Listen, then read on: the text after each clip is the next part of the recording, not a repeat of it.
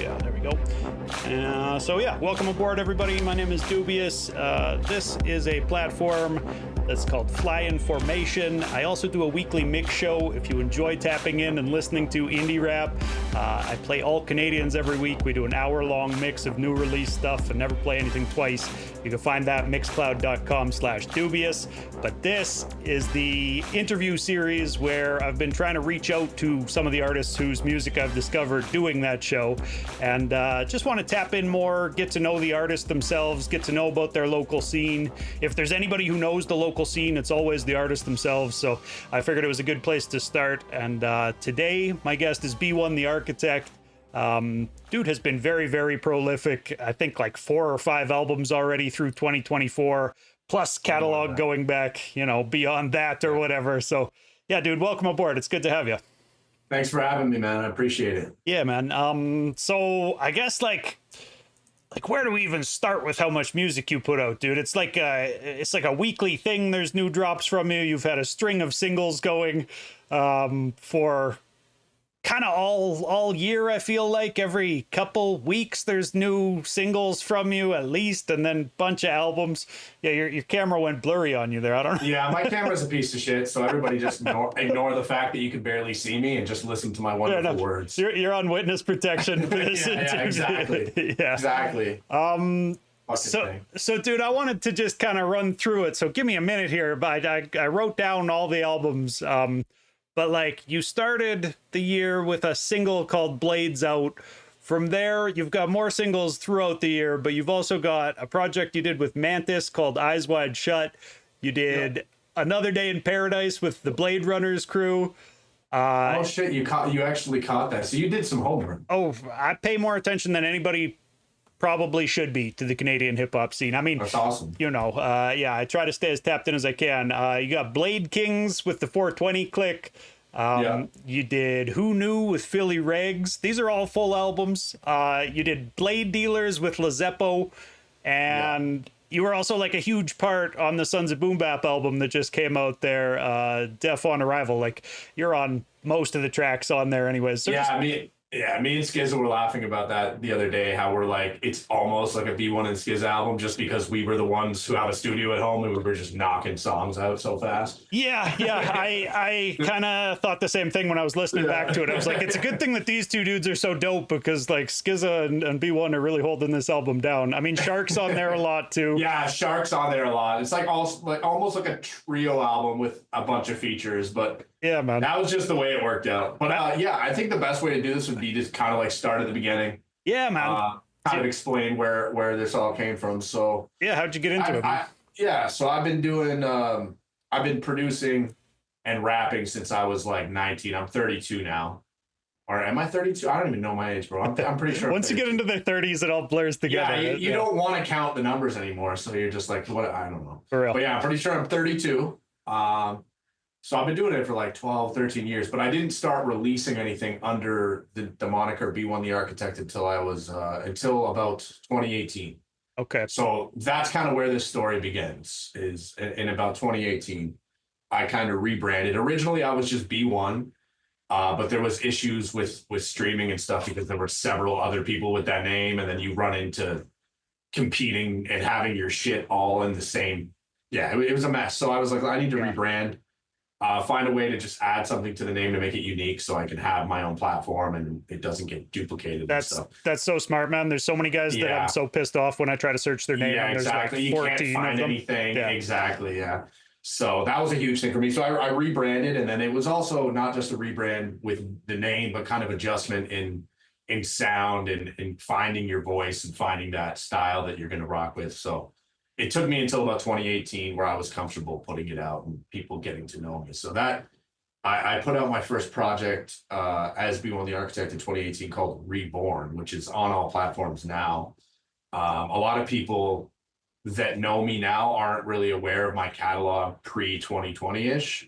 So if you've never heard that stuff, I would recommend go back and check that stuff because it was a different time in my life. It's very artsy, left field kind of hip hop stuff, and I'm still really proud of those projects. But anyway, so that's I mean, you were also with Lunchroom Poets back in that era, though, weren't you? So that's the project I put out, and I met Ken who was the manager for Lunchroom Poets, and he heard that album. He was one of the 6 people who heard my first project, and he was like, "Yo, this is fucking crazy.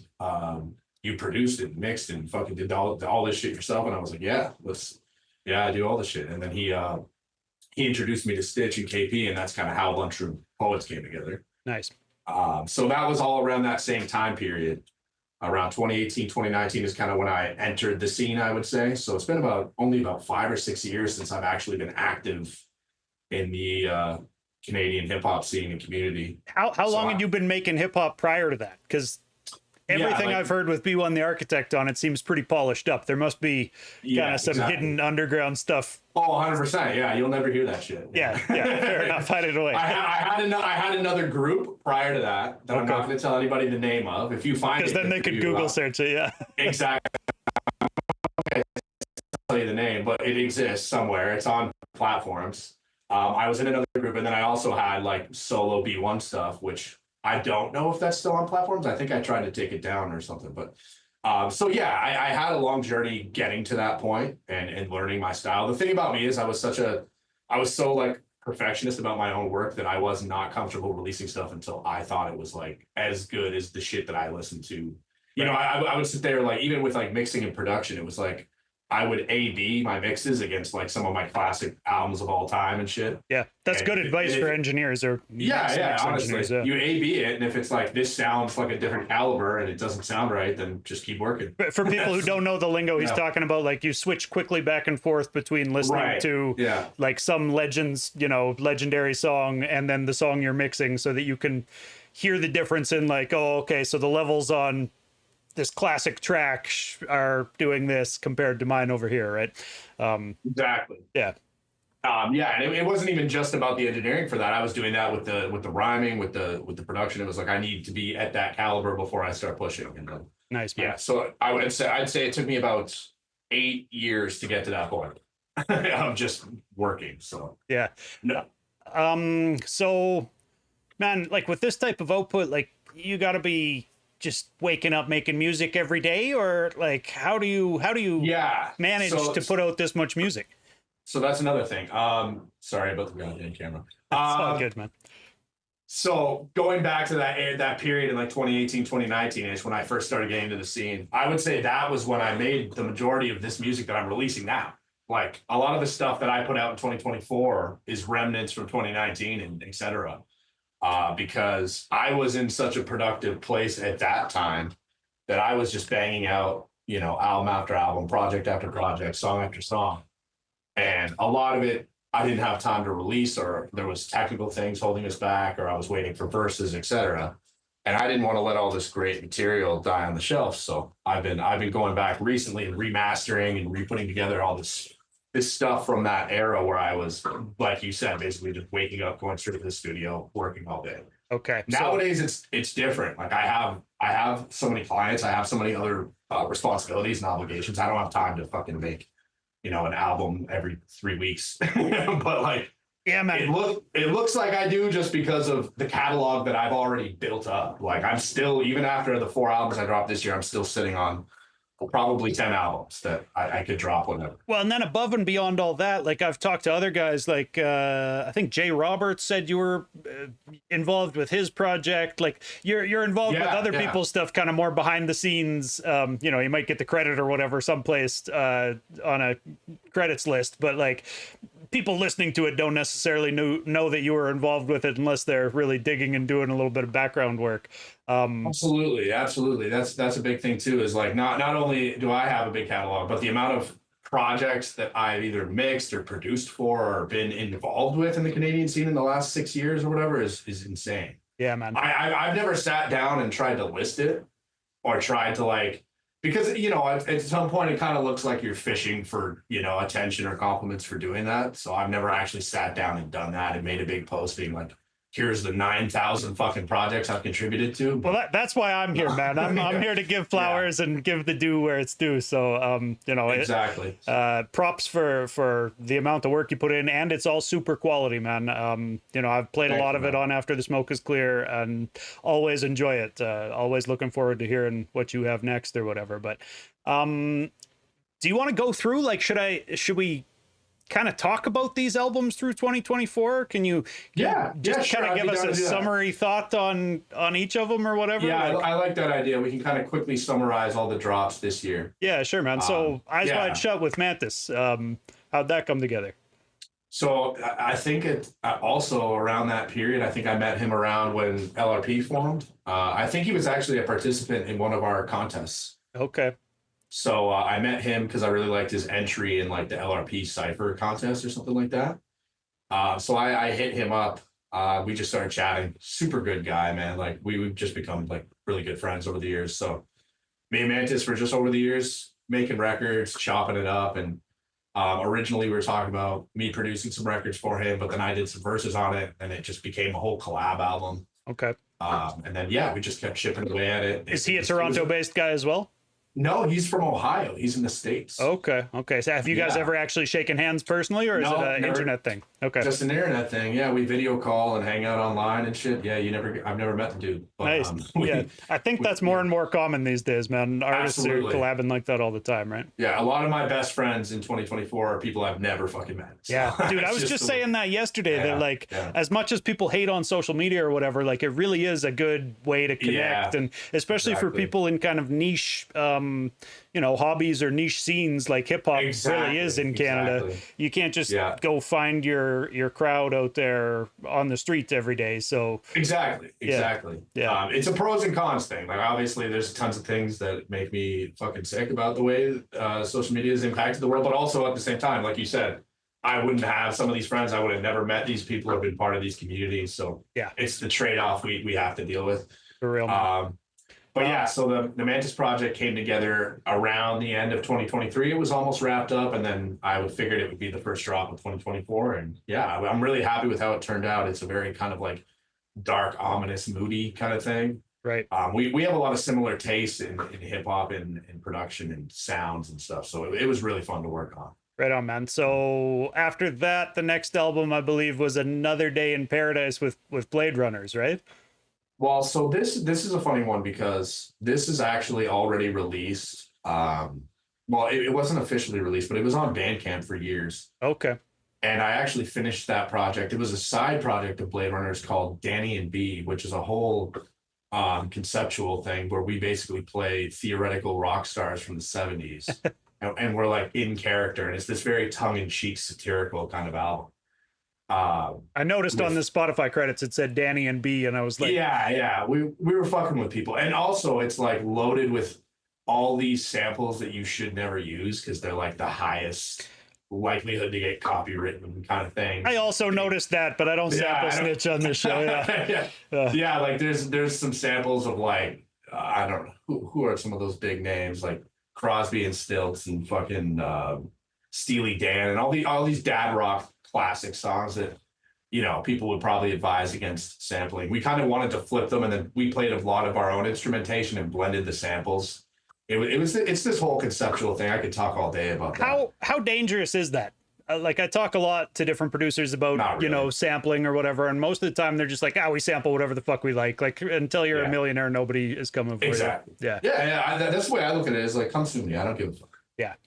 Sue me for my mapping. Yeah. Exactly, right? Like that's the thing. Sue me for what I have. Like I have a studio and I have a house. I don't own it. I rent it. Yeah. There like, you go. What are you gonna fucking sue me for? Like, for real. Yeah. So exactly. I understand that like if theoretically that project specifically took off for whatever reason, then I might have an issue, but might be time to pay the samples. Then that's what I've always heard is pay when they're blowing up or whatever. And exactly. If it comes to that, then I will deal with what I have to deal with. Exactly. Fair enough, man. So that album like has a lot of kind of indie rock influence to it, though, right? Like it feels different from purist hip hop.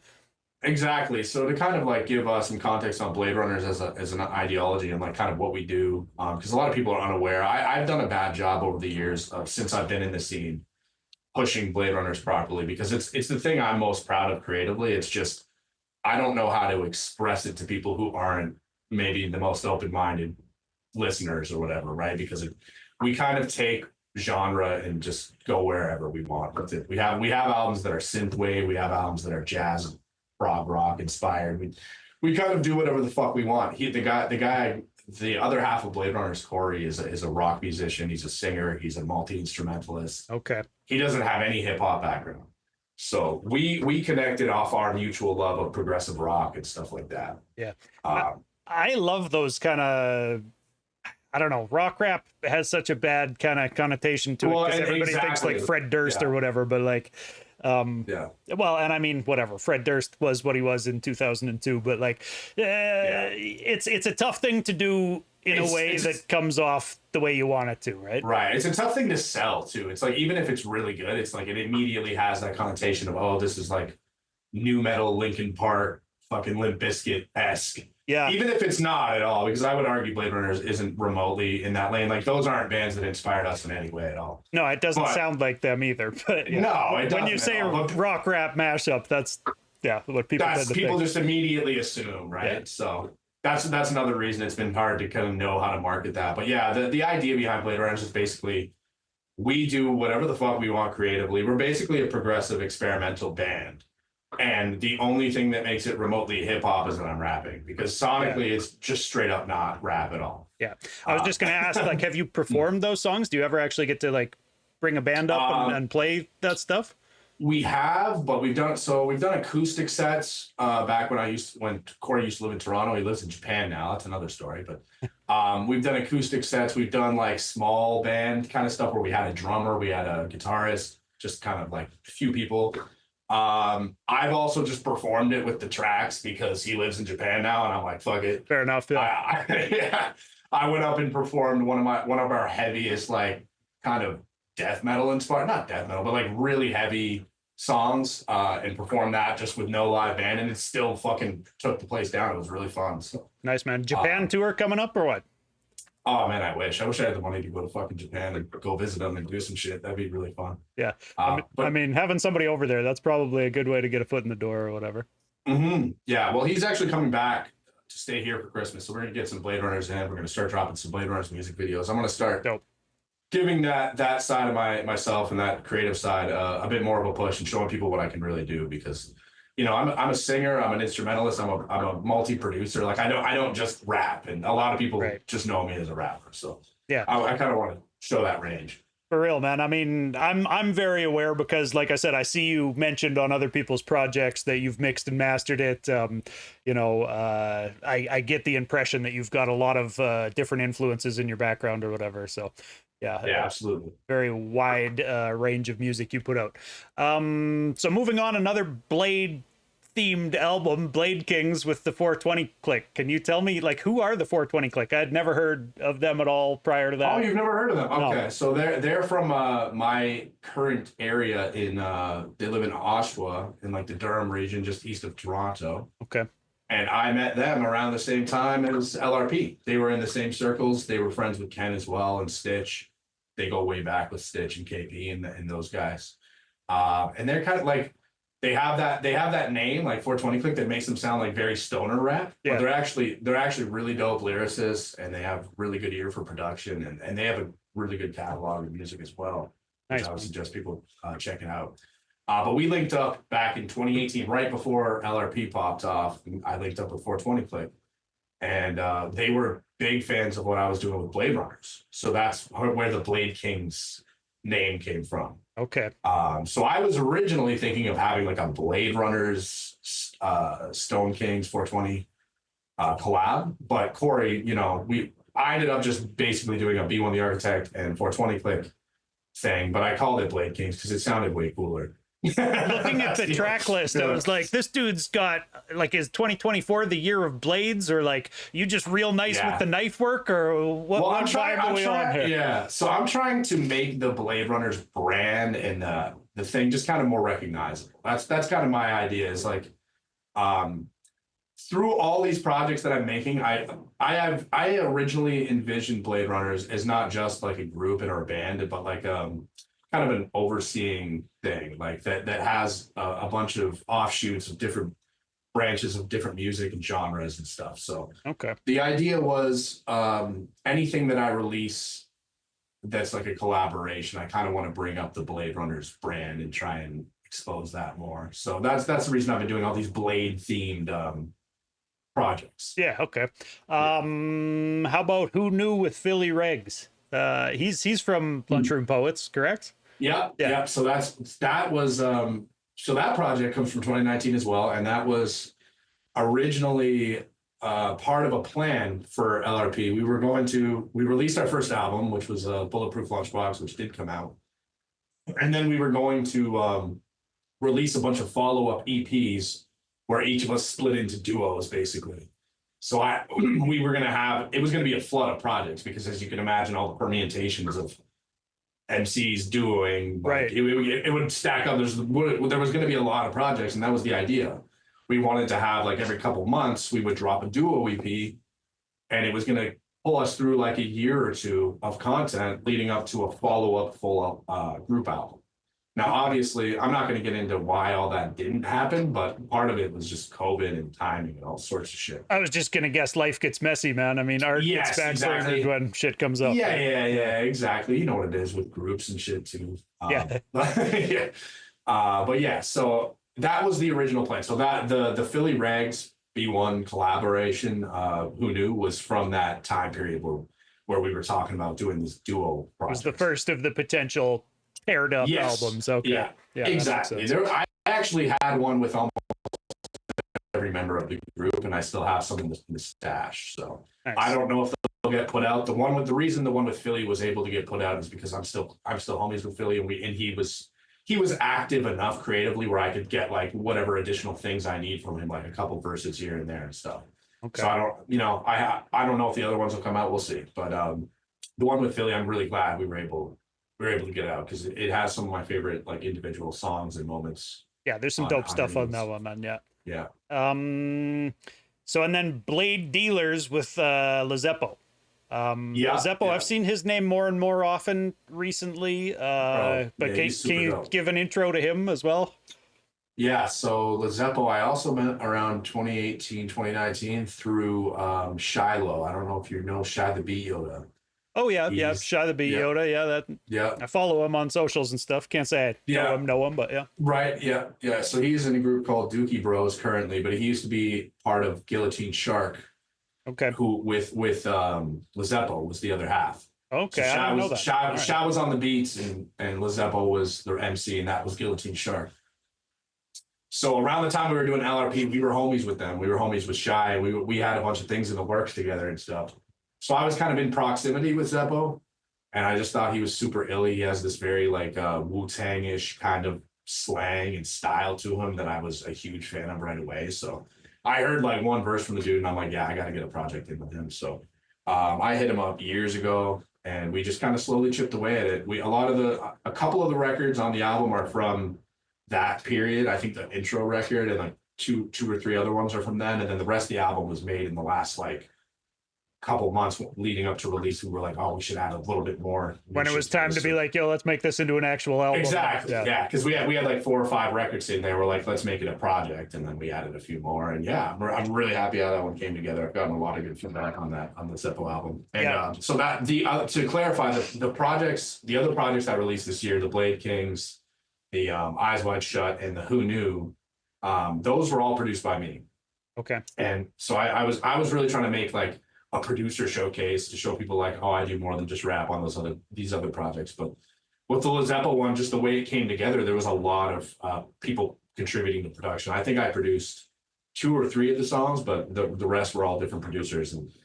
And the way it adds a lot more like sonic variety to the project that I think that works really well with our styles and stuff. So yeah, man. Yeah, I think that was a good cap to like my string of collaborative projects. For real, I wanted to ask one more about the Sons of Boom Bap album. How long were you down with Sons of Boom Bap?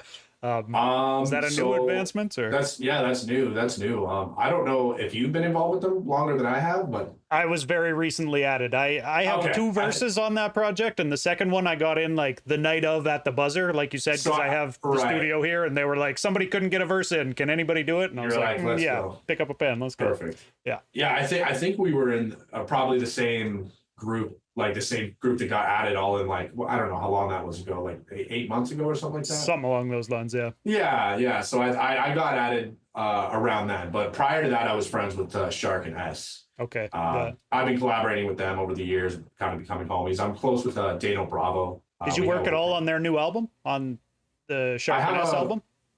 I didn't work on that one, but I have a guest verse on it. Okay. Modern Classic. So I am featured on that album. Yeah. I just didn't mix it. I was talking to Shark one day and he asked me if he wanted to get involved with Sons of Boom Bap, and I'm like, absolutely, yeah, why not? I fucked with what they were doing prior. I'd heard some of their previous like Fire Team Alpha and Sons of Boom Bap records. So yeah. I fucked with most of the people in the collective. I was like, yeah, why not? So that's kind of how that came about. Nice. And you know the rest. I joined the group and I just started rapping. Took over the project.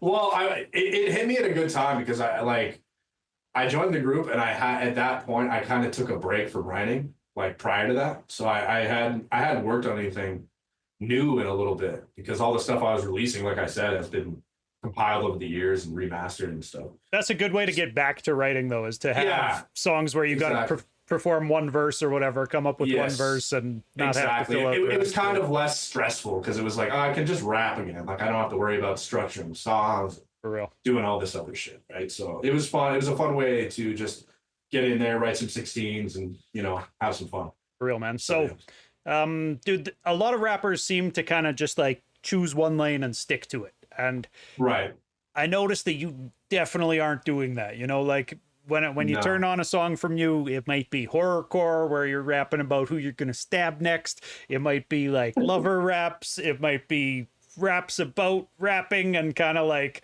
insider industry stuff, right? Yeah, it can be anything, right? So, do you think like it's beneficial for an artist to be kind of diverse like that with subject matter, or is it more just like a lack of, even thinking it through that much and just making what you want?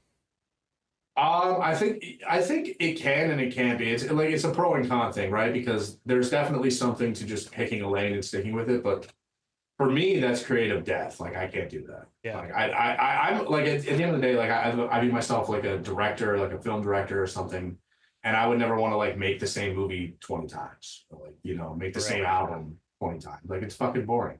So I make and I try to contrast and like have styles that directly contrast. Like even my last couple solo albums, which I haven't put out a solo album in a while, but prior to what I was doing with all these group albums and all these collaborative albums, I had a string of solo records that all kind of contrasted off of each other, and that was the intention. I had one called Unified, which was this very like uplifting kind of a spiritual journey kind of record, and then I had one that's called Love Story, and it was like a tragic losing, falling apart to rebuild yourself, having a relationship dissolve to open a new door or whatever. Right. It was a very like coming of age spiritual journey kind of path for a couple albums.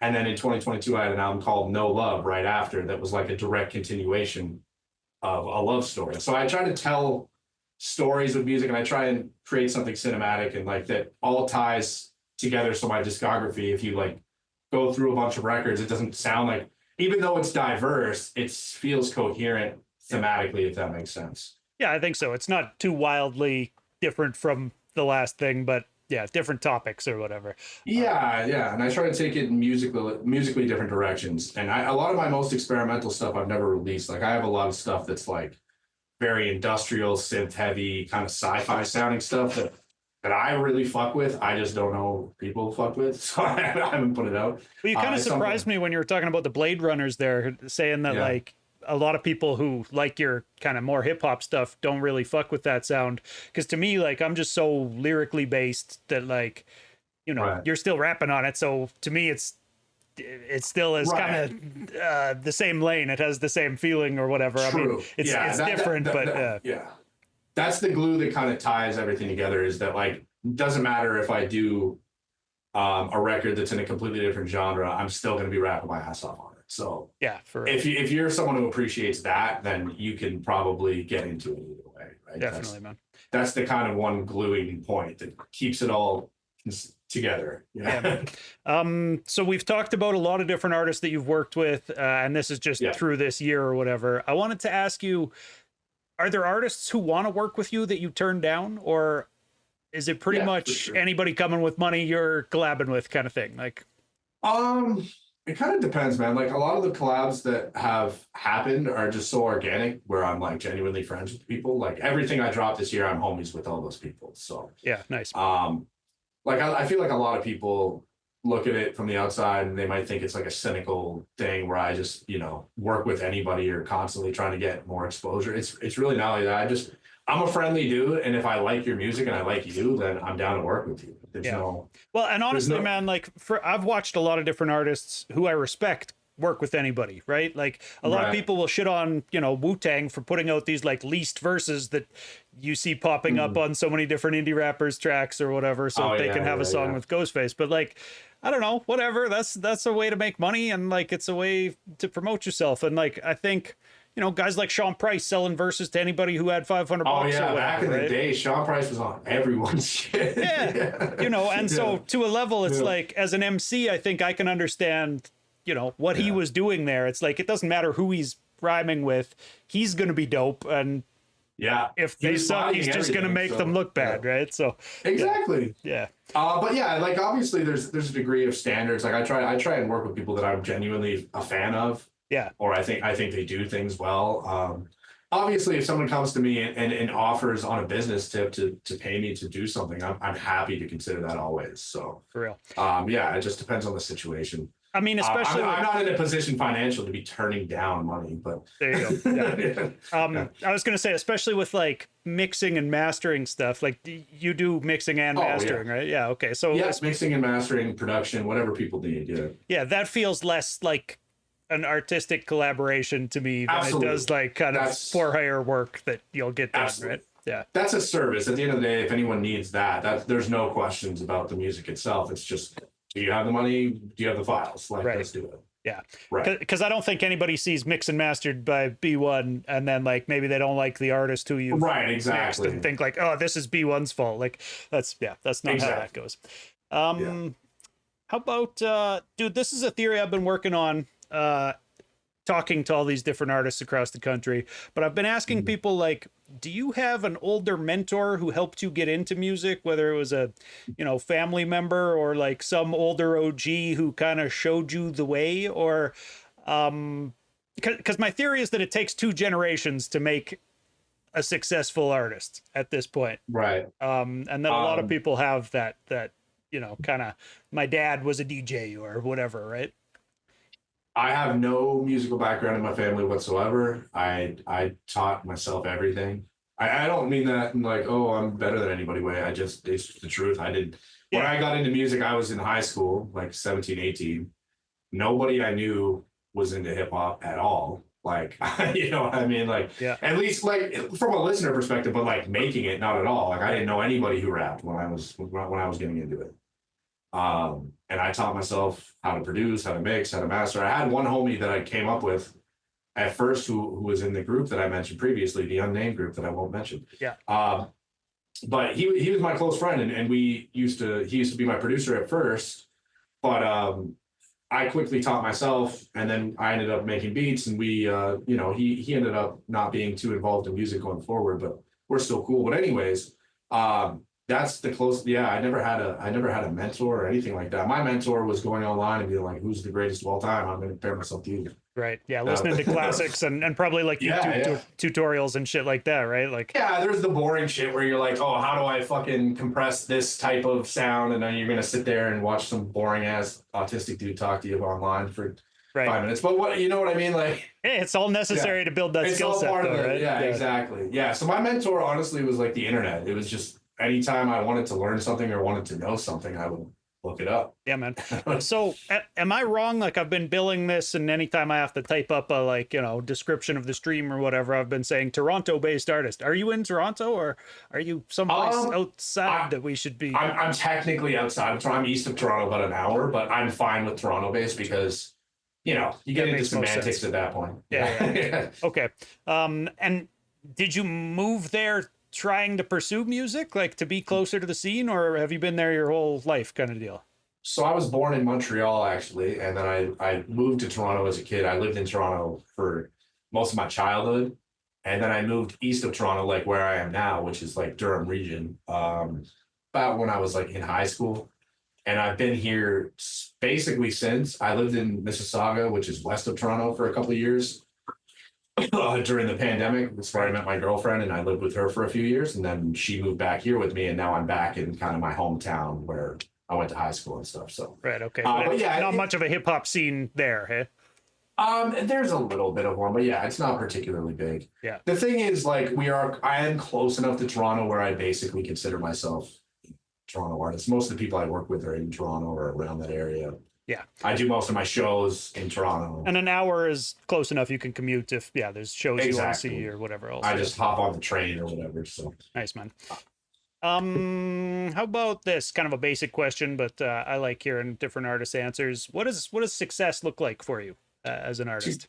No, that's a good question because it's so subjective and it's going to be different for everybody, right? So I just always feel like I'm, like the grade 10 interview project or whatever when I. No, it's honestly, it's a great question. No, honestly, for me personally, success would just be being able to create what I want to create, like I do now, but having a little bit more financial comfort and stability from it. You know what I mean? Just the ability to, put out music and do services for people and not have to worry about stressing about bills and shit like that. So that's my definition of success. If I could tour and do things and reach a larger audience, of course, every artist wants to have their shit heard. So just a combination of having a larger fan base, but I like being a little niche. Like I don't necessarily I would never want to chase like some sort of mass market thing. I think having the kind of underground fan base that's devoted and like really into what you specifically do is a lot cooler to me. So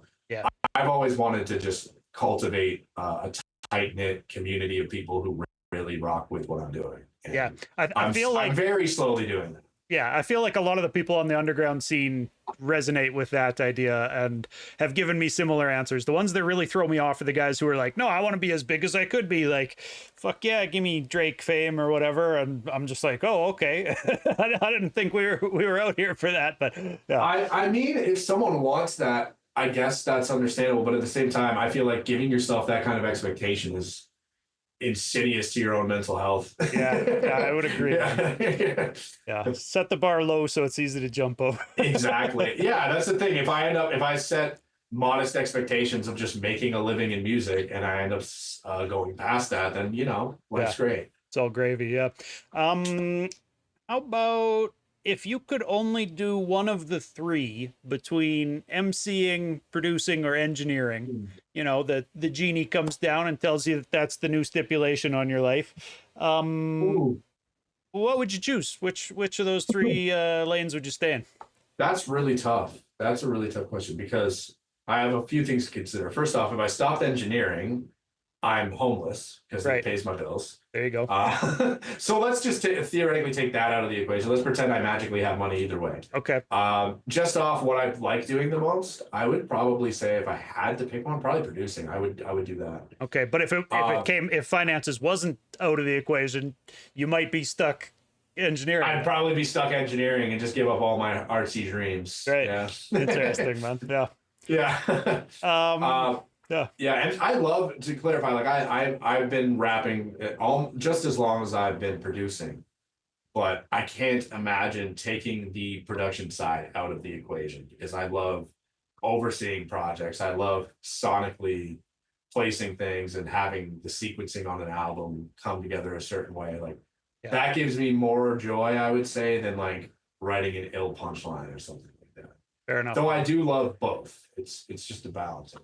Did you kind of start them both at the same time, emceeing and producing? I technically started rapping first, but only by like a matter of 6 months. Oh, okay. Because by the time I had gotten good at rapping, I immediately was like, all right, I need to start making beats. Shit, you were good at rapping after 6 months?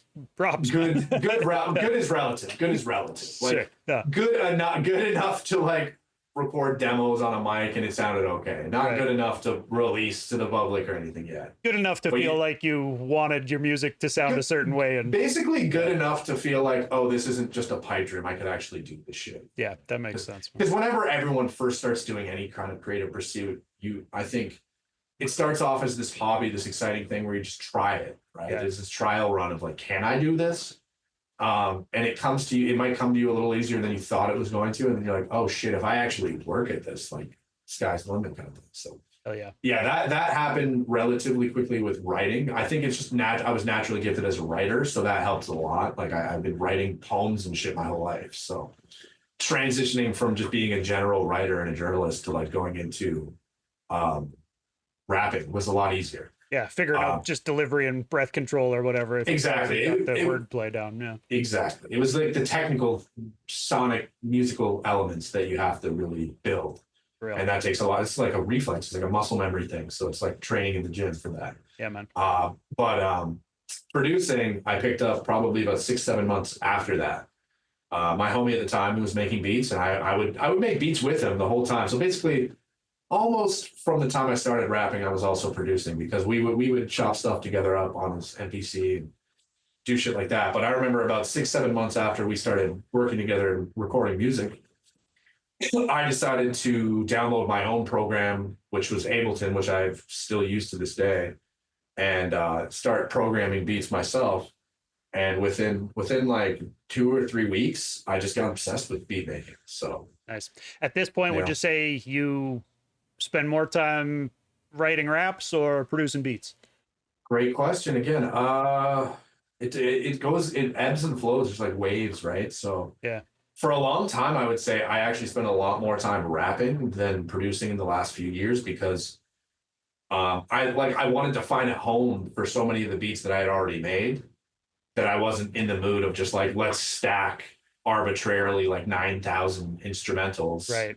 I wanted to get these songs made and released. So I was focusing on getting the beats that I had already made that were really good put together rather than just stacking a bunch of them. That makes sense. Because as a producer, I'm more like I'm not one of those producers who's like, I want to make a career selling beats, so I just bang out 9,000 a day and I'm just shipping them out and like doing leases and shit. Right. I produce to make songs. So like even when I'm producing and I'm like working on a beat, I'm freestyling to it in my head. I'm picturing how it's going to sound as a full project or a full song. All my beats are already structured as songs, so all you have to do is plug stuff in. So would there be like how invested in the finished product are you? If somebody's offering you money, is the beat theirs regardless? Question. Or like would you ever be like, nah, I don't think I want to sell you a beat? So the good thing about I don't want anyone to take this the wrong way, by the way, but the good thing about bad music typically is like not a lot of people are going to hear it, right? Yeah. So, yeah, 100%. So there's not that big of a risk factor to say like if somebody hits me up with a nice price for a beat. First off, when I'm selling beats, like I don't sell a lot of beats. Most of the beats that I make get placed with people I like or I want to work with or I use them. Right. But the people who have bought beats off me, I only sell exclusives because I don't want the fucking drama of exactly 5 people lease the same beat and they're all beefing me about it. Like fuck that. Yeah. So if you buy a beat, it's yours. And I set a reasonable price for it that I think equates to the amount of time I spent on it roughly. So it kind of depends on a beat to beat basis. Yeah. And yeah, if you're willing to pay the price that I set for the exclusive, then I'm not paying. Like do whatever you want with it. I'm not judgmental about that kind of thing. And at the end of the day, I kind of assume if you're not up to a certain caliber of just basic musical ability, that not a lot of people are probably going to hear it anyways. So I don't really worry about it. And also, you're probably not serious enough to be like paying actual money for beats too, right? Right, exactly, right. Yeah. So it kind of weeds itself out. And the people who have bought beats, I've mostly liked the songs and sometimes they never come out. That's a big thing in the industry too that I'm sure you're aware of. Yeah, for sure. People have bought beats off me 5 years ago that never came out, 6 years ago that never came out. Collect dust on some hard drive someplace. So. Yeah, which kind of sucks because you're like, fuck, I could have made an amazing song with that, but whatever. Yeah. Do you have like a beat store someplace like where people can go. So what I beats? usually do, when I am thinking to sell a few is I'll just make like a pack on Google Drive. I'll add a ton of people that I have like a kind of a network of my clients, Right. maybe like 100 to 200 people that I've worked with over the years, and I'll just email blast that out, and that usually works. Yeah. I tried to avoid going like the BeatStars route and stuff like that because that's when you get into the Leases. Yeah. all the bullshit. For real. But I am the long-term plan. I will set up like a website for myself, and there will be a Beats page because I feel like that is convenient for people to be able to just quickly like scan through what they like and stuff like that. Yeah. So I should do that. Well, and I think Thank you you can for set it reminding up to only, sell exclusives or whatever too. Yeah, I'm sure you can. Yeah. I can even just put it on the store, list the price, and then people contact me if they want to purchase it. Right. Yeah. Well, and as long as you take it off the store once it's sold, it's an exclusive. Exactly. Yeah. So I see your mic booth behind you there, or half a booth, or whatever we want to call that. Whatever the fuck it is. Yeah, yeah. So I've got a similar one over in that corner. Hey man, whatever works, right? Yeah, right. I took 2 bookshelves to finish the corner, and there you go. Made a little bit more of a square. But yeah. When you're recording though, like yourself, are you typically the guy engineering as well, or what does the process for your own recording look like? Yeah, my own recording. I go over here, I hit fucking record. I set up the timer to give me a few bars, and then I just run in, do it myself. Nice. Come out of there, and then quickly I'll throw my mixing presets that I built for my voice on there. The other thing about me with engineering is I'm very efficient. So anybody who works with me can attest to that. It's like you come in here, you record something, you've never heard your voice raw in ever if you've been to my place. Yeah. Because nobody wants to hear that. So I immediately build presets for different artists and how they sound, and then I will put that on, and then I will tweak it from there. And I do things very efficiently and quickly because technology has afforded us the ability to do that. Why not, right? Set up the preset vocal chain or whatever. Absolutely. So I build presets for each artist, and then we tweak from there. But I do things quickly and efficiently. So the recording, mixing, and mastering process has all become one thing. So if I'm sitting there and let's say someone I want to work with sends me an instrumental and they're like, get this song done or whatever, the process from me writing to recording to mixing and mastering to having from nothing to a finished product, I can do in about an hour, something like that. Nice, man. Yeah. How often do you end up actually like in the same room engineering, like pressing record for other artists? That's a good question too, because a lot of my clients are online. Like I'd say about 75% of my client base is just people sending me files online. Right. Which honestly I prefer. It's super comfortable. You just work whenever you want. The files are there. You can do it in the middle of the night. Exactly. Sitting there in your boxers at 2 a.m, you're still exactly. Exactly. So Jay Roberts is in chat right now, and I think when I talked to him for Fly Information, he said that you actually did go over to his studio to record him. Am I right in remembering No. that, He just sent files over. So we do everything online. I've only linked up with Jay Roberts in person the one time because we shot a couple videos for him. Okay. Me and my homie Zach shot some videos for him. Nice. Well, he's giving you props in chat. He said you're super efficient. Yeah, shout out Jay Roberts, man. Yeah, appreciate it, man. He's super dope too. I actually need to get a collaborative record in because, that's the thing too. Is a lot of the people I do mixing for, I'm like, oh shit, we should make a record. Yeah. Word, man. Yeah. How about Lunchroom Poets? What's the status with LRP right now? LRP is RIP, buddy. Yep. Okay. I don't mean that in some like morbid or I'm not trying to, create any sort of intrigue or drama around it. I'm just being honest. Like I wouldn't expect anything. Okay. Yeah. Fair enough. If it does happen, that's a good surprise. Cool. That's all I'd say. So you'd be open to it, is what you said. Yeah. I have no problem with any of those guys. Cool. I'd be down. Yeah. Nice. It's just, there's other things that I won't disclose.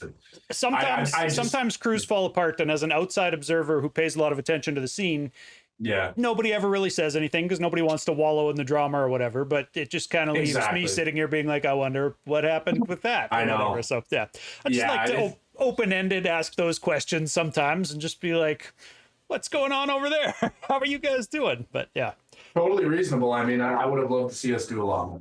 Yeah. Fair enough, man. The talent was insane. Yeah. It's just unfortunate it didn't work out. But, we keep them moving. Definitely. What you been listening to lately? It's oh shit, that's easy a tough question. Oh, that's It's an easy not, question. because Come on. what I do is I'm a Spotify playlist junkie that I like. I have my own curated playlist, but what I do is like anytime a project I'm like remotely interested drops, I immediately playlist it. Yeah. And then I'll come back to it. And so I have like my primary playlist here, just to give an example, I have like 170 hours of music on there, and it shuffles. So Okay. Yeah. for me to quickly summarize what I'm listening to would like, yeah, I don't All even sorts know of how to do everything. that. Okay. Yeah, Is exactly. it And typically, can we say typically more modern stuff, or are you listening to classics? it's again, it's like everything. It's like, Okay.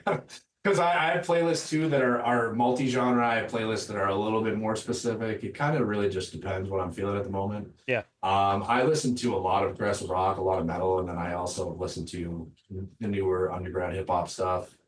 Okay. But it's like it's really hard to list specific names without immediately just feeling like I forgot 700 things. How about this question? Can you, do you listen to local music, or are you listening to like, you know, Oh, Earth Gang and like bigger famous artists that everybody kind of knows or whatever? Like, I listen to a lot of people that most people probably don't know, but not necessarily local, just stuff that I'm really into that I've found or whatever, right. or people have suggested to me. I guess when I talk about local music, I'm talking about guys who like, you know, if you look at their listeners on Spotify, are still like the top listeners are from their city or whatever, right? They're locally supported, I guess, or whatever. But yeah, I'd say I have a decent amount of that kind of stuff on my playlist, because a lot of the people I work with and a lot of people I've done mixing for, if I like your music on the playlist, so Yeah. you know, I'd definitely say I have quite a bit of like local smaller artists on there.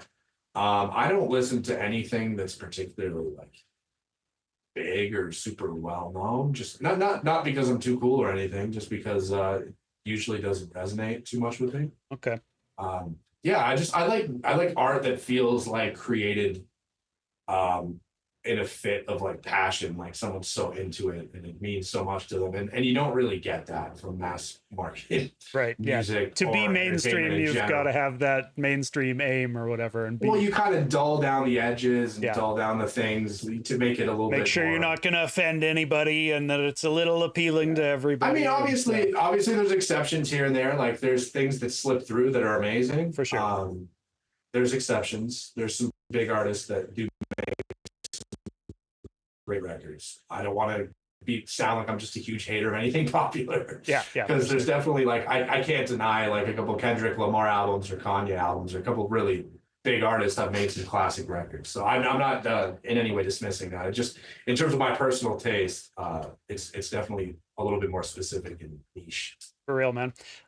So a couple of just like opinion-based questions. No real right answer on these ones, but just as the music industry is evolving, I personally feel like it's kind of the era of indies to take over, and especially like with all of these charges going out to all of the big name artists or whatever coming down the pipe here from the sounds of things, like I'm really waiting for kind of the major labels to die and people to realize that like, yo, we can get music right from the indies and right from the artists.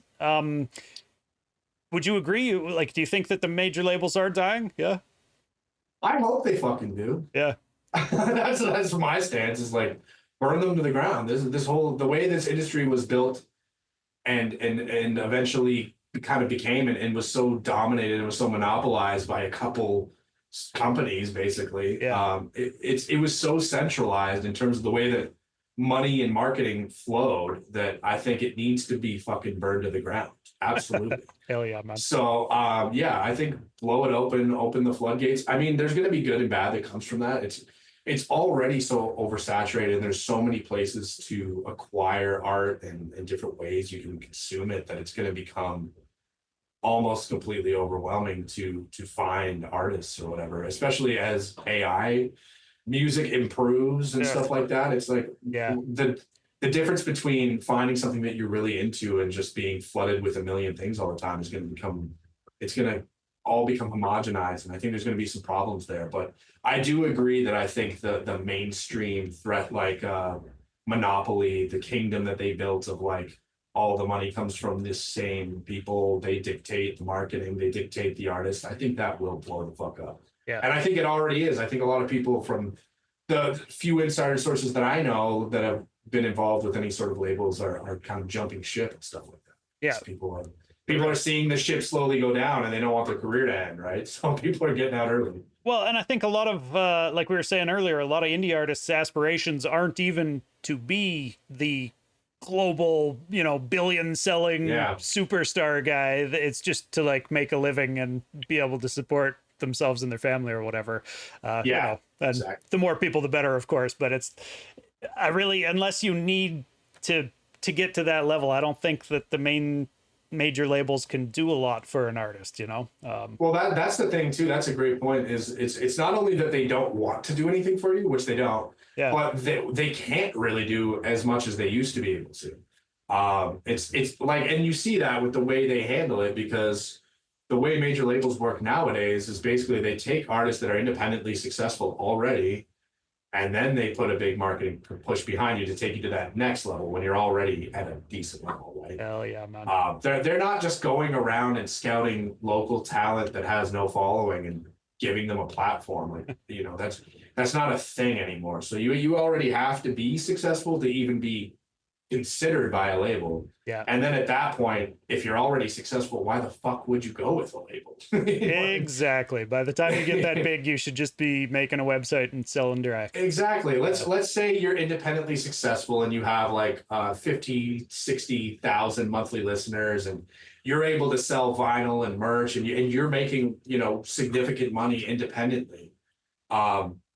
In my opinion, there's no reason at that point to be like, I'm going to jump on a major label, because, they will give you a massive jump in generalized brand exposure. Yeah. But you're going to take a massive hit to your, return in terms of having to divvy it out to all these other people. You're getting a small cut. You're going to lose creative control. You're going to lose a lot of things. You might lose the respect of your audience that was, there with you from the beginning. You might lose the, rights to your likeness so that they can make AI songs with your voice or whatever. you might even just lose the passion for the thing that you loved in the first place if it becomes a job and you're just doing what people tell you every day. For real, man. Dude, as a producer, and since we've kind of mentioned AI a couple times here, something that I've been wanting to ask producers is like, is it okay to sample AI generated shit? Yeah. Like, is that? I think it's awesome. Yeah. Okay. So this is a great question as well, because I feel like a lot of people are like old heads about AI, and they're like, oh, you gotta stay the fuck away from that shit. Stealing all the art or whatever, right? Sampling is sampling. Yeah. Sampling is stealing. Everyone in hip hop's been stealing shit from the beginning. Right. So to act like there's this big moral standard where we can't sample this or you can't sample, it's fucking meaningless. As long as you create something that sounds awesome at the end, I don't give a shit how you did it. Yeah. And actually AI is probably a better way to do it, because then it's a victimless crime, because then there's no person you're stealing music from. There's no money you're taking out of someone's pocket. You're just generating something and then using it. Yeah. And in fact, I've actually used some AI generated stuff for samples, and some of it's great. Like you can type in like, I want like a jazzy fucking sample with a dope bass line or something, and it'll do a pretty good job emulating that. And then if you want to make it sound a little bit more organic, you can use filters and plugins and mixing tools to kind of do that. Add the vinyl pop to it or whatever. Exactly, right? Yeah. So I think it's an amazing tool for creatives if used correctly and not cynically, because a lot of people, if they're lazy as fuck, they could just generate the whole instrumental and say they made it. Right. Yeah. Generate an 8-bar loop and just just extend it or whatever. Yeah. Like you could just get AI to make your whole beat for you and pretend to be a producer if you want to lie to yourself. Right. If for people who are using it the right way, I think there's cool potential opportunities, and especially with mixing and stuff too. The plugins are getting dangerously good. Like, I don't think we're gonna need engineers in like 10 years. Yeah, that's probably coming down the pipe for sure. You can just load a song in and it'll master it. Throw all your stems onto a little ChatGPT program and it just does it. Yeah, you know what I mean? I honestly think that's the future. Yeah, dude. How about sampling off of YouTube? I saw. I think it was.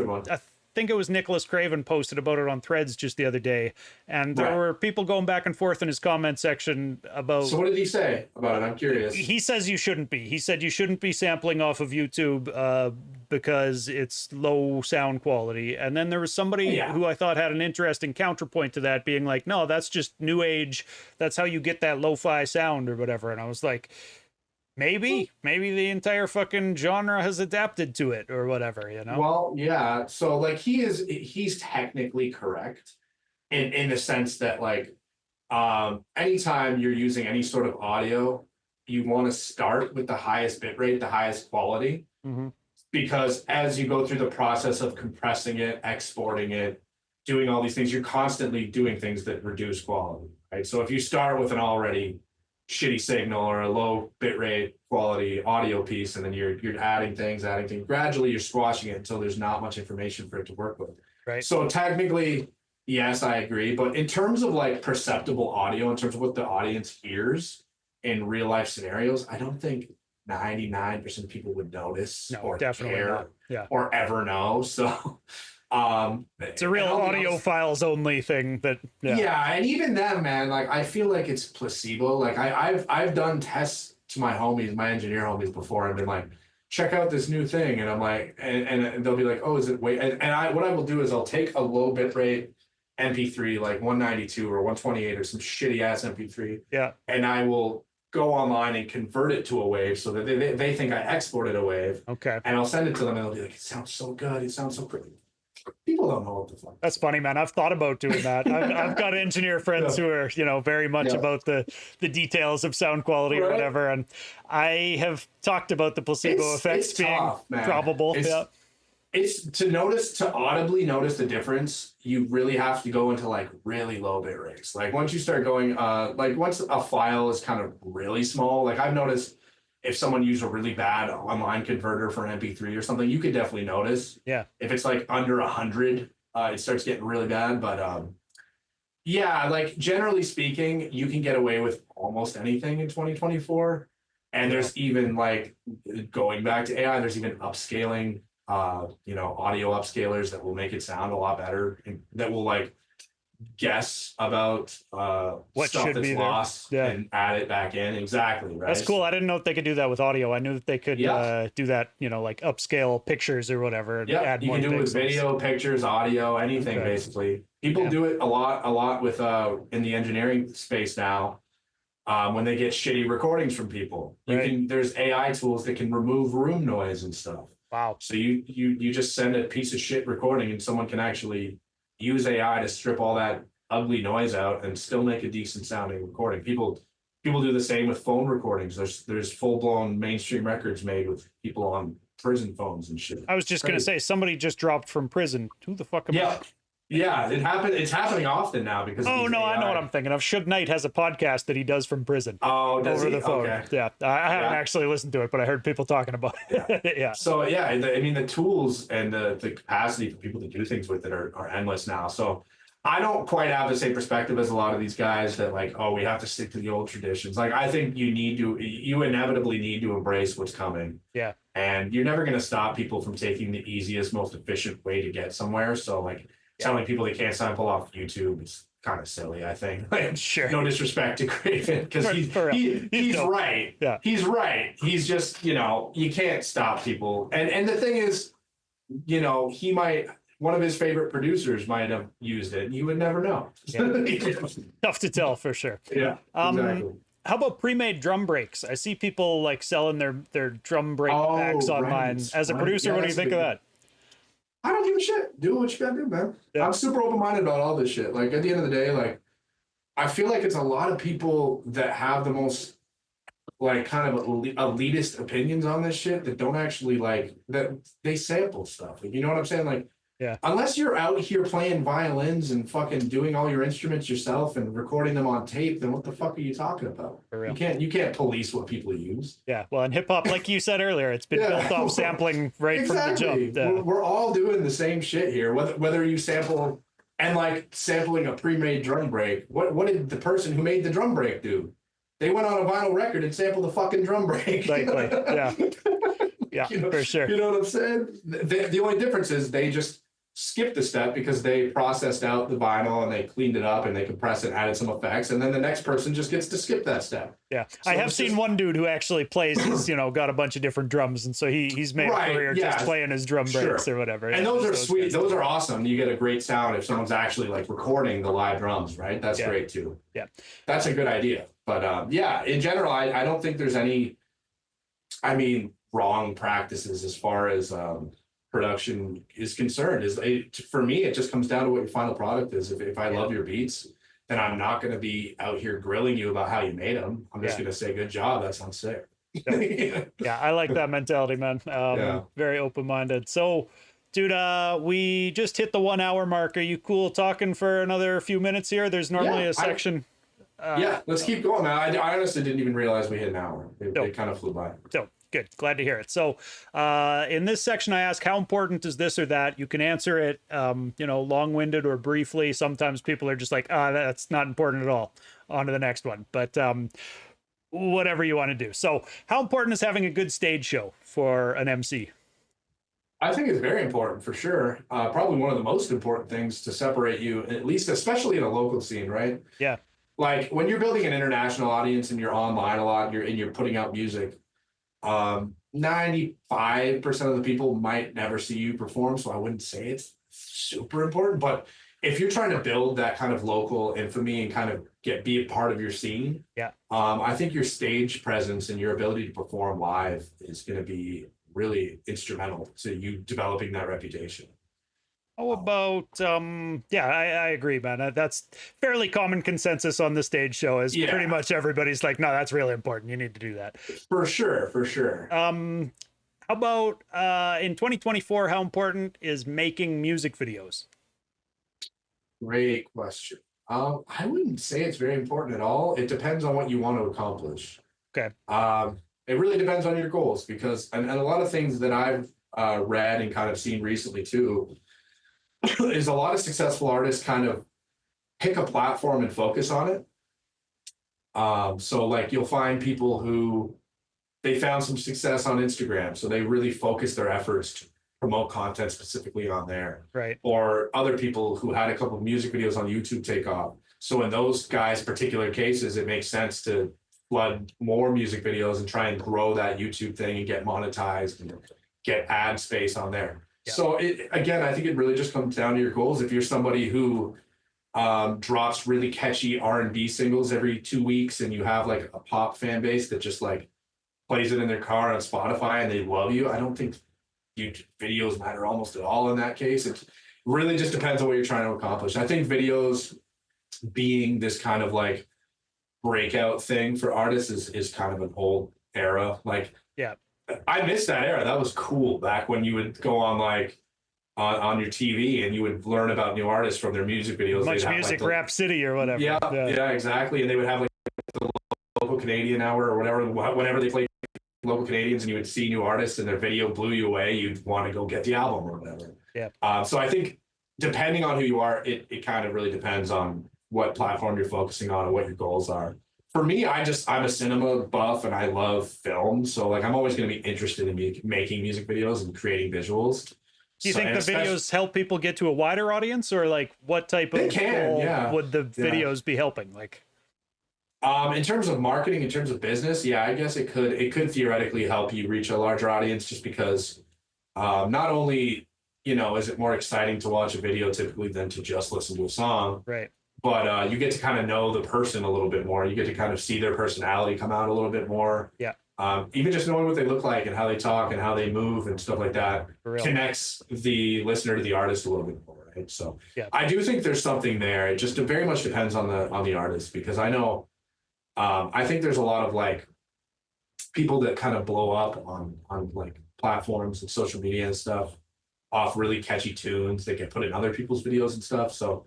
But people who make serious art and want listeners to connect to them, I do think music videos still absolutely have an important place. For real. Well, and you can do short clips on like Instagram or whatever too at this point. Yeah. Let people see your face and get to know you a little bit more or whatever along with the music. Right, too, right. So that's another point to add to that is like you don't even necessarily have to do music videos anymore. You can just take a 1 minute clip of you performing apart from your new song Right. and promote that, and you kind of get the same thing. You don't get to put together a whole piece that feels like an artistic statement like a music video is, but Yeah, that's interesting wording. You don't get to. I think a lot of people would say you don't have to.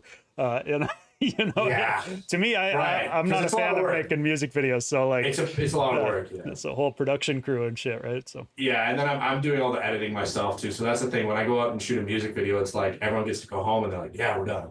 right. I go home and I'm like, "Fuck, I got 7 hours of editing ahead of me." Right. Yeah, man.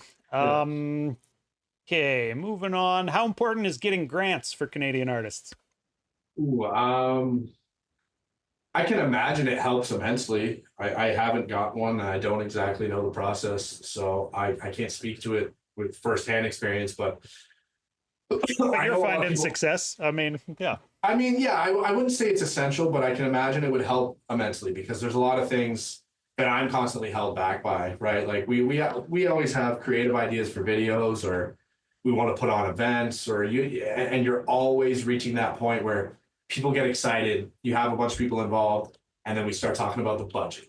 And then everything falls apart real fucking quick. Yeah. As soon as the budget comes up and people got to start contributing and everyone's got to chip in, and it gets, your kid gets sick and you got to stay home from work, or, miss a day. Like, things happen. We're all adults taking care of ourselves. So it's really hard to invest your own money towards some of these things. So yeah. I think grants would probably be incredibly helpful, and I would love to learn how to properly apply for some of them, to be honest. Do you find, I'm just curious, like, do you find that a lot of the time when people reach out to you to mix or master projects, or, kind of do the behind the scenes work, is it because they've already got a grant? Because I feel like that's one thing that a grant would help a lot of Canadian artists do, is like be able to work with people they want to work with rather than having a homie do it, Yeah, that's a great point. I would get. I never really ask. I guess, but I can imagine in a couple scenarios, like thinking back on it, there probably were a few people that did have grants, because if extra things came up, they weren't questioning the money. They were just like, "Yep, let's go add this, do this, or whatever else needs to be done." Yeah. If you have any ideas, I'm happy to pay for the extra time, stuff like that. So people who are in that position, who are just like not at all concerned about how much it costs, they probably have some sort of funding or something, because the thing is, I don't charge particularly a lot either. So they probably have a much higher budget allotted than what I'm charging. So if it goes over, they're like, "Oh, whatever." Yeah. But a lot of people are paying out of their pocket, and then you're constantly negotiating payment deals and when they can pay, and et cetera. Because the reality of indie music is that, like, it's a black hole for money. For a lot of people paying into it, like, there's not even an expectation that there's going to be a return on the investment. It's really just throwing money at the music, and that's where it's going to go to die. Basically. Exactly. Exactly. And that's honestly the only reason I am an engineer at the end of the day. It's obvious. Well, part of it is having the control over my own music and just not having to go through multiple ears, and having to rely on other people to have my own stuff done. But the other part is just the practical financial reality of it. Of, I couldn't afford to live if I was just putting money into music constantly and not getting anything back. So it's my way of balancing the sheets. Yeah. About how important is having a DJ for stage shows? I'd say pretty important. Like having a good DJ who knows what he's doing, who even knows your music, really helps. I'd say it's pretty essential, honestly. I've had many experiences on both sides with great DJs and ones that fucking things up. And I can tell you, if you just bring your own, or you have some rapport with the DJ who is there, it helps a lot. For real. This one's another kind of like consensus is pretty strong on this, but how important is it that an artist writes their own bars? So it's actually important that you mention artist and not MC or lyricist or whatever, because as an artist in general, I don't think it's that important for other genres. Right. I think it's important specifically if you want to claim that you are a lyricist. Be an MC. Yeah. Yeah. If you are on your high horse about being a lyricist or being an MC, or you think you're very good and you talk about how good you are and et cetera like that, if you're in that bracket of lyrical rapping, then yes, absolutely, you have to write your own shit. Yeah. And the fact that you don't, or if it comes out that you don't, is going to affect people's perception of you for sure. Well, it's one of the very main attributes that makes a good MC, right? Like, I mean, yeah, there's breath control and voice or whatever matter to different cadences and stuff, but a big part of it comes down to, like, you know, we can't sing, so we rap. You know, it's the ability to say something interesting or unique or something like that. And if you're not doing that, or you're just reciting what someone wrote, it definitely takes away from that. Yeah. But again, there's no judgment for people who openly use writers, who sing or do other things, or even rap, but they're not like in that lane or whatever. You know what I mean? It's I think music is so broad and there's so many different things you can do with it. And I think there's a lot of people who are incredibly talented vocally. Like I know some singers who can blow your mind with their ability to hold notes and hit crazy ranges, but they can't write to save their lives. So right. So I think it's different skill sets have, especially when there's teams involved and everyone's mutually benefiting from it. I have no problem with. Like I would happily write for people, but at the same time, like you said, I wouldn't want to hear someone who claims to be a lyricist find out that someone wrote their whole album or something. That would piss me off for sure. Yeah.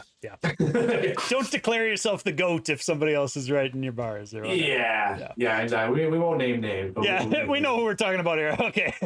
How about artist physical location? How important is that?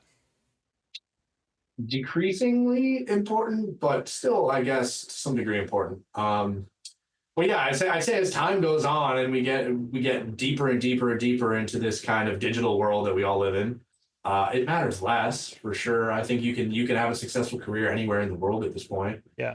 If you have a good web presence and you kind of connect with your fans online. 100%. I think, even doing things like this and just having interviews available where people can learn about you and stuff like that can kind of really bridge that gap if you don't live in like an epicenter of music or whatever. Yeah. But at the same time, being in a physical location that allows you to physically meet up with other artists, shoot videos, to do shows and events and show face, do interviews in person, stuff like that. Yeah. Can really help. A real life handshake still goes a long ways for sure. Yes, absolutely. Real life relationships still matter, though. Like we both said earlier, like a lot of our best friends are people online. So yeah, for real. Well, and I think as Canadian artists, like we don't have as much access to markets as we might if we were living in LA or whatever. But absolutely. That's another reason I like to ask that. Have you ever thought about moving, like to try to find a bigger market or whatever? I've thought about it for sure. But again, it's like, in this day and age, do I need to? Is it worth it? Yeah. Obviously, you're making a big sacrifice. I would miss my family and people close to me. For real. Plus, how do you afford rent in New York, right? Well, exactly. Exactly. I'd have to charge triple for engineering to afford to fucking live in LA or New York or something, right? So yeah, for real. That's the other thing. But I have thought about it. I've always wondered, the grass is always greener on the other side in your head, right? So you're always, what if I did the same thing, but over in this area, would I have connected with these people? And I do think there is something to that. Like even I was talking to Mantis, who I did the album with. Yeah. And he lives in Ohio, and they actually have a pretty good underground scene in Dayton. Okay. And he was talking about how like he linked up with Blue, like the legendary underground MC Blue in Exile dude. Yeah. And he did a record with him on a beat I produced. Oh. Because he came through and did a show in Dayton. And like people come through these places more often. You're gonna meet legends. You're gonna actually like get more like he was able to get a feature from him because he met him and did a show and killed it. And was able to get a good price on it. If he just hit him up online in his DMs, it'd probably get ghosted or whatever. For real. So there are opportunities that do genuinely arise from being in certain places. But at the same time, I guess it just, you got to make the best of wherever you are and whatever situation you are in. And there's definitely a big risk to just giving it all up and fucking trying to go somewhere because you never know if it'll pay off or what, right? For sure, man. So playing off of that, how important is opening for big name artists when they come through town? That's another question I've asked a lot. Yeah, this is a kind of controversial one nowadays because Most of what this is people paying to be on these bills or selling tickets to be on these bills. So it's kind of like paying your way through the industry a little bit. But I don't have any, I'm not judging anybody for doing that. I think a lot of what it's most useful for is probably just building your credentials, building your resume. Yeah. I would say it's less big for actually developing a fan base or anything like that, as much as it is for just having it on your resume that I've done this, I've done this. Right. Because when you're applying for festivals, you're applying for events. If you can say I've rapped on the same stage as all these people, I opened for this paragraph of people. Yeah. Yes, exactly. It just makes it easier for them to weed through the people who seem to take the career a little bit more seriously. For real. So I do think there is value to it, but it's definitely like, as being someone who's done it a few times now, I can definitely say like the way shows work in 2024 and the way that like people go in with the mentality like, oh, I have to just put up with these openers so I can get to the thing I fucking paid for, right? Yeah. So it almost doesn't matter how good you perform as an opener. It's like you're gonna kind of be ignored. You're gonna kind of be glossed over. People will be at the back having a drink or out having a smoke. You might get like the 3 or 4 really nice people who show everyone love, but right. Come stand with your homies in the front. Yes. Yeah. Exactly. So unless you're bringing your own crowd out, I think a lot of the time it's more beneficial just for a resume point or something like that. Yeah. So it's to answer the question briefly, like yes and no. Like it has its value, but I think it's decreased a little bit in value because of the way the show industry and promotion has kind of gone. For real. I think earlier in this conversation you mentioned a manager at some point in your career. How important is having a manager?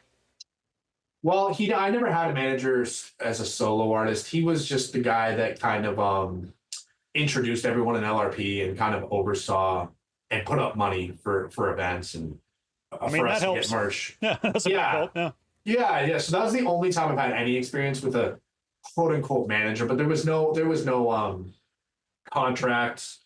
There was no like real business behind bookings it and stuff. Yeah.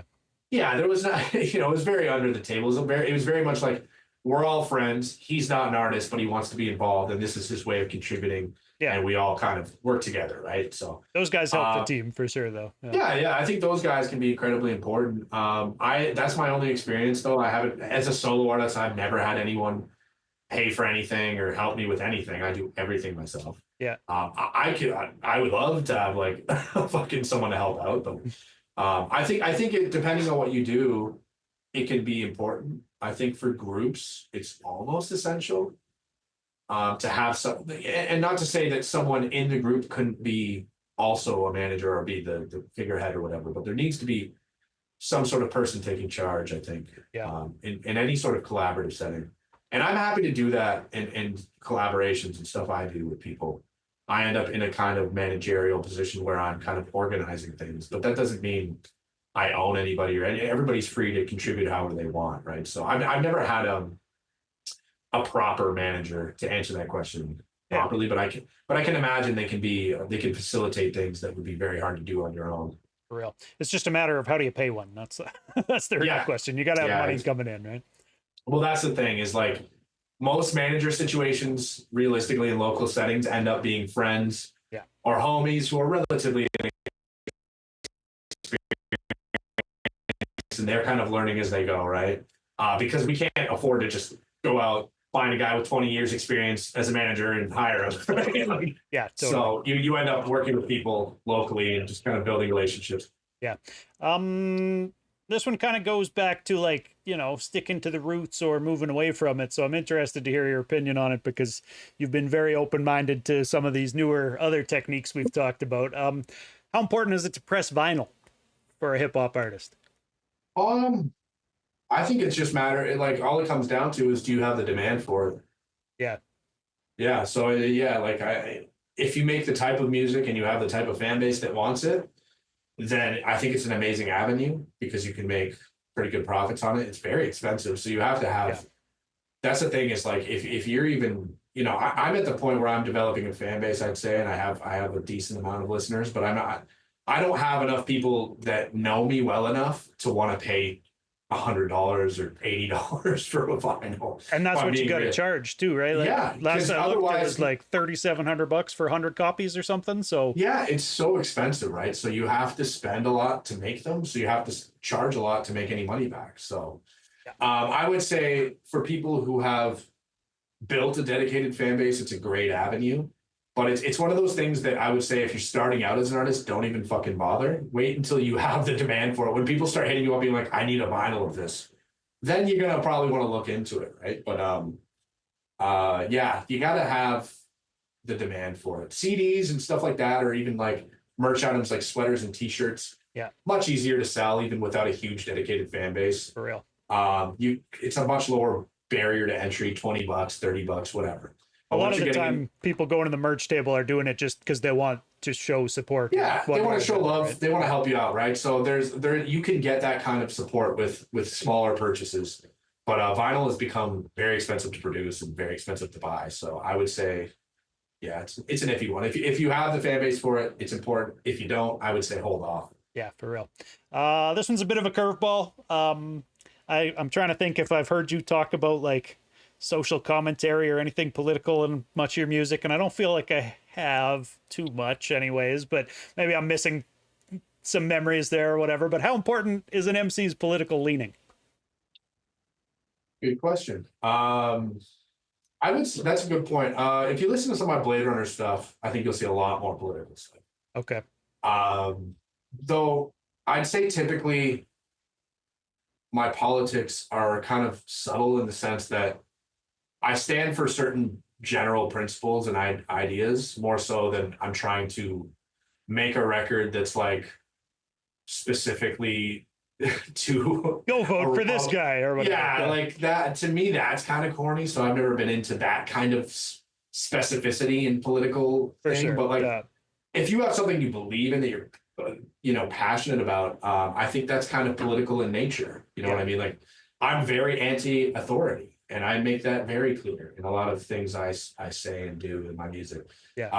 I'm borderline an anarchist, and you can definitely hear that in a lot of stuff I say and do. But at the same time, I don't try to make it politically divisive because I'm not trying That's to. the thing is you'll scare away half the populace or whatever. Yeah, So, I'm not trying. I'm not trying to cater to people that might be offended, but I'm also not intentionally going out here as an edgelord trying to offend people. So I think it's. Right. It can be important. It depends on your feelings about things. Like if you write a record and you're intentionally kind of pulling back and not being honest because you're worried about it, then I would say that's kind of weak. But you also shouldn't be making records to just try to be extra political for clout, because that's kind of also super corny. So it's like, I think it's just staying true to your beliefs and staying true to what you feel and trying not to constantly contradict yourself. Yeah, I like that. It's best when it's just peppered in there, when you can kind of tell like, where a guy's coming from, but not. He's not hitting you over the head with it.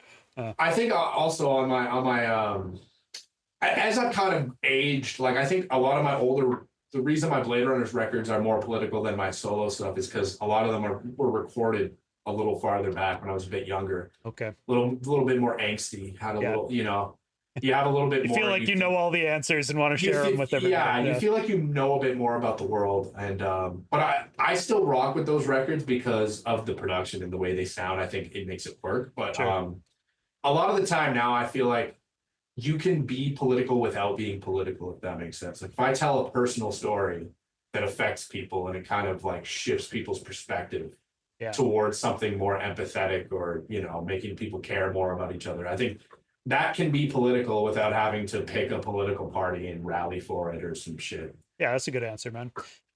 Last one of these how important questions. How important is the mix or master? Well, mix and master, let's say, for finished music? Very important, but I think it's just as important to have a good product going in, and not even just in terms of like subjective artistic stuff where it's like, oh, I like this or I don't. I mean, in terms of recording quality, making sure you don't have a super reverby recording that's a mess. Yeah. Making sure the beat isn't clipping and overly loud or has some major issue going on. So it's all tied together. Production, recording, mixing, and mastering are all equally important, I would say. Nice. Yeah. They all help each other out, and if one area slacks, it's going to let everybody down. You know what I mean? Because the mix is going to sound like shit if the beat is fundamentally fucked. If the if the recording quality is awful, there's not a ton you can do in the mix. Unless you start, paying for AI tools, maybe you can redeem it in some way, but that's not an ideal. Ideally, you want to just Better to have a good start with high product. quality in the first place. But yeah, to answer the question, mixing mastering is important. I've definitely heard a lot of records that I liked that were let down by, lower quality mixing and mastering. So, Yeah. but I think another thing with mixing and mastering is it's kind of there to kind of get out of the way. Like you don't want to be listening to a record and thinking about the mix too much. You just want to enjoy the record. So a good mix and master is basically just removing that barrier where you're not thinking of that. You're not thinking about it, the fact that it's mixed and mastered. You're just thinking it sounds great. Right. So that people don't hear it and think, oh, why is the snare hurting my ear? Yeah, exactly. So sometimes things can be over mixed or over produced too. So it's finding that balance where you're just letting the record speak for itself, making it clean and clear, whatever you need to do to facilitate what they're trying to do with the song. Yeah, that's a good answer, dude. I normally like to ask people for like a tip because this is very much like a show, by artists for artists.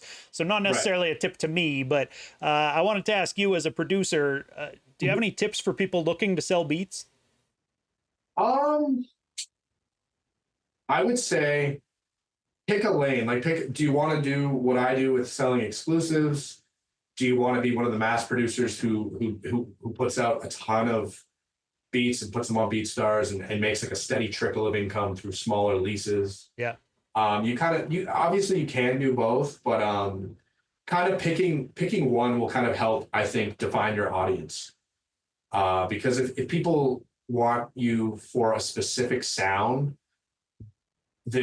but they find out that you're on BeatStars and 90 people have that same beat, it's like it kind of takes away from that. So I would say if you're a producer that wants to sell beats or you want to kind of develop a name for yourself, you kind of have to create a sound and a mystique around what you do so that people want to come specifically to you.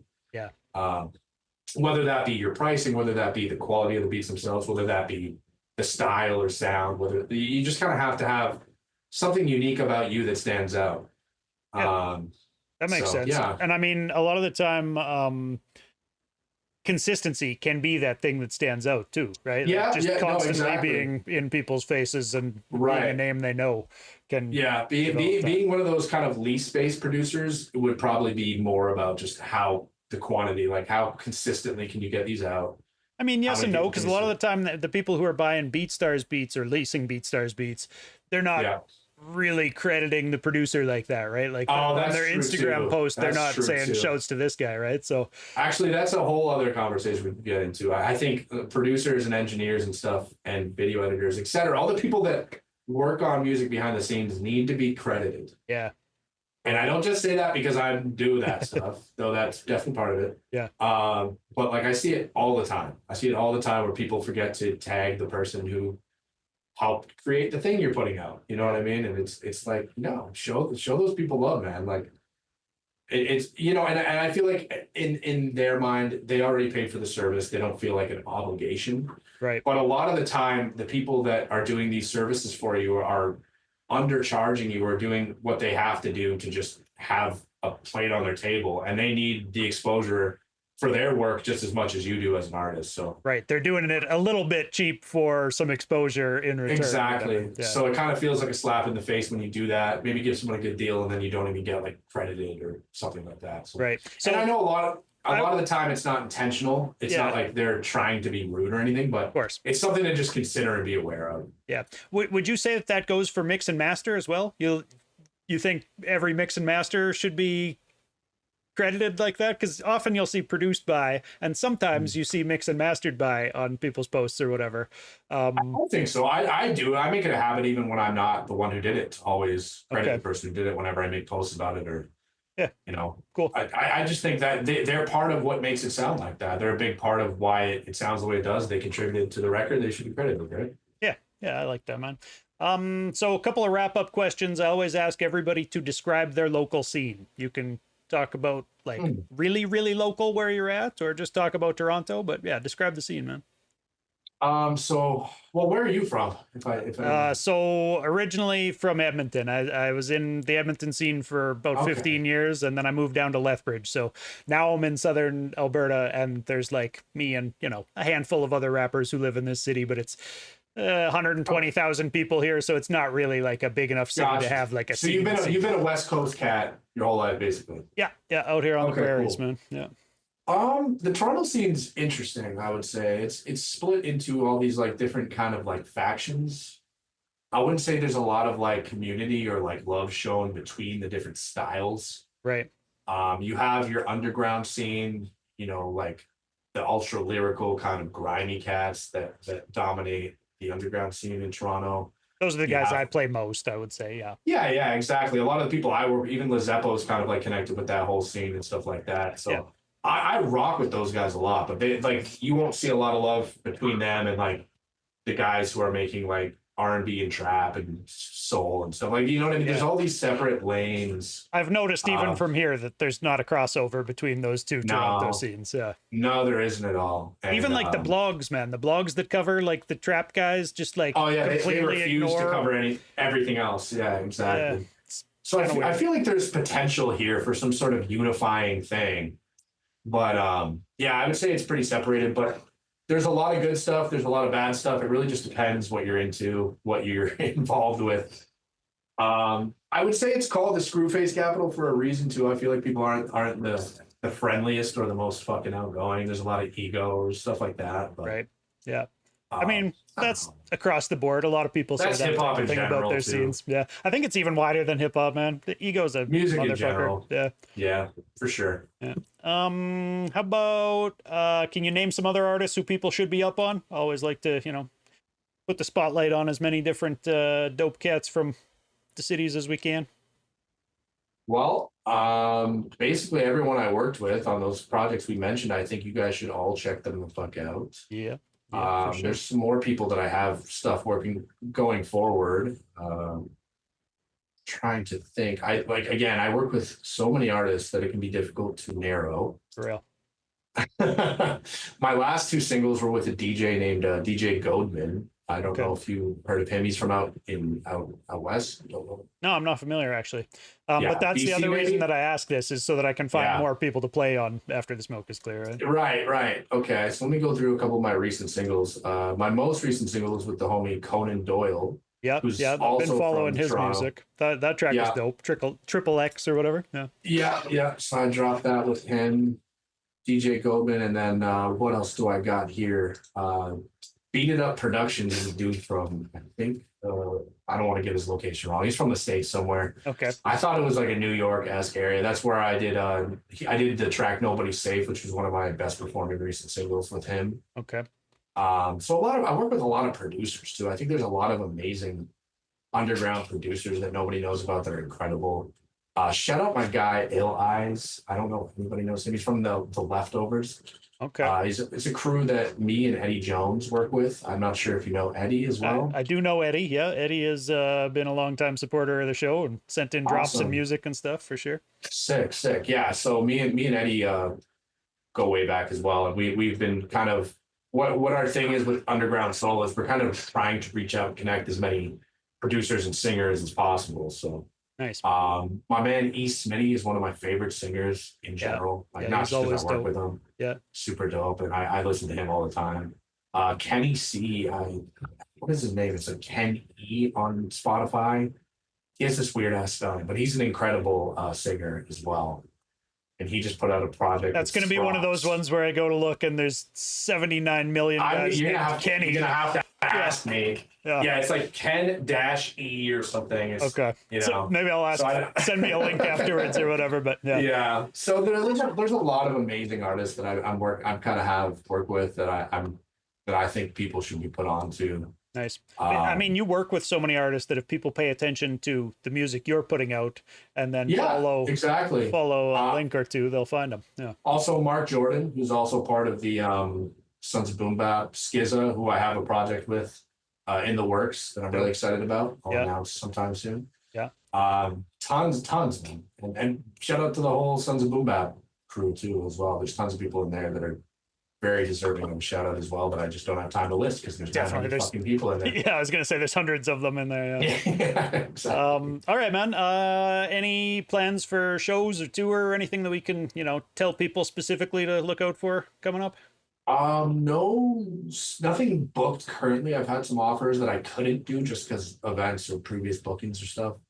Been pretty busy doing shows lately, though. Like, I did. Yeah, I did 3 the last month. I had one opening for Raekwon with the homie Maloney. Shout out Maloney. Dope. He brought me up there with him, and we rocked one of our tracks together. And then I did the Sons of Boom Bap album, or sorry, not like the release for S and Show Shark. for it, yeah. Yeah, with Adam Bomb there. That was super dope. Got to meet him. And then the night before with Rhino. Shout out Rhino. And I was really stoked to see that Adam Bomb, sorry to cut you off, but that Adam Bomb was on that show. Yeah. Because, like, yeah, he's one of the best to do it, I would say. Like, that dude's got the legend on his name because he's been killing it for a long time. I really have a lot of respect for his lyricism, man. Yeah, no, it was awesome to meet him, and he put on a great show. So that was fun. Yeah, so I've done 3 shows in the last like month and a half ish. So I was kind of excited to take a little bit of a breather, right? Because I'm the type where I'm a perfectionist too with shows where it's like I can't stop rehearsing and reciting, and so the leading up to a show, I'm just always on edge because I'm stress, pressure, stressed the whole time. The pressure of trying to memorize a million words, and I never do the same set. I'm always doing new shit, so I'm always having to re-memorize new shit. Dude, with a catalog like you have, there would be no shortage of shit that you could be performing. So then it's just a question of what do you want. But yeah, that's cool. What's the best way for people to support you or other artists that they like? Good question. In my case, obviously follow me on, Instagram, Facebook, Spotify, Apple Music, whatever. It's really easy to find. B1 the Architect. That was the final question. Was where can people find it? And Bandcamp as well is a good one because you can purchase through there. You can do merch through there. So I'd say follow me on Bandcamp as well. Yeah. In terms of supporting artists directly, go through the page, try to find if they have merch available. Maybe hit them up, ask them if they have anything. Never hesitate to hit up an artist that you heavily fuck with. If you want, 100%. If you want merch or you want a vinyl or you want a CD or something. Don't wait for them to announce something. Just hit them up and be like, do you have something on deck? Because like in my case, I have CDs from a couple of years ago that I still have that I haven't sold out of. So people, like, even recently I picked up a new fan and he just messaged me and was like, bro, I'm a huge fan of your catalog. Do you have any CDs, old, new, whatever? And I shipped them like 6 things. Nice. So yeah, you never know, right? So hit people up and see what they have available if you fuck with them. That goes a long way to supporting us for sure. Yeah, nice, man. All right, well, thanks, dude. This was fun talking to you. Appreciate you taking the time to do it. Absolutely. Thank you so much for having me, bro. Hell yeah. And what about new music? I didn't even ask you. Is there a new drop coming? Yeah, of course there is, Okay, but no set date that we can tell people right now? Yeah, so October 11th. I have a single dropping. And shout out, so the people on the single are Mo Dirt, Deshaun Jackson, and Fleshford. Dope. Three guys from out west. Yeah. And then Alja on the production from LRP. So nice, man. Kind of a big collab there across Canada. Wait, Alja's from LRP? I didn't realialize that. He's been doing a lot of work with like Mindset or somebody lately. He's like our in-house producer back in the day. Didn't know that. Cool. Yeah, he was homies with Stitch. He used to produce a lot of Stitch's shit. So then he just jumped in the ring and started producing with us. And then, so that's kind of how we developed a relationship. I've been homies with Alja since. Nice. Worked with him plenty. But yeah, the next track I have dropping October 11th.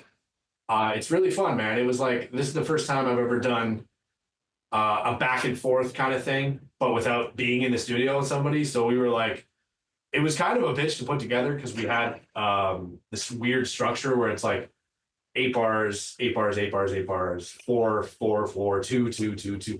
So it's really cool how it came together. And I think people are really going to enjoy the energy of like people jumping in and trading bars with each other. We were continuing each other's rhyme schemes too. So we had to have like a a shared Google document where you can read the scheme, so you can write the next two or whatever. Nice. Yeah. That's a good way to do it, man. Yeah. Yeah, it was a lot of fun. I think people are going to really enjoy it. So look out for that October 11th. Right as on. far as albums and projects, I haven't announced anything yet, but I think the next thing that I will be dropping will be with the homie Skizza from Sons of Boom Bap, and it's going to be special. I'm really excited to announce that. Skizza was telling me he's looking forward to that one too. So yeah, I as well. I'm looking forward to hearing it. And yeah, keep sending music over. I'll keep playing it on Atzik, and people should definitely stay tapped into all your social medias, all that. Appreciate you, man. Thank you so much for having me, man. The time flew by. I would love to do it again sometime. Perfect, man. We'll make it happen. All right, peace. Appreciate you, brother. Thank you.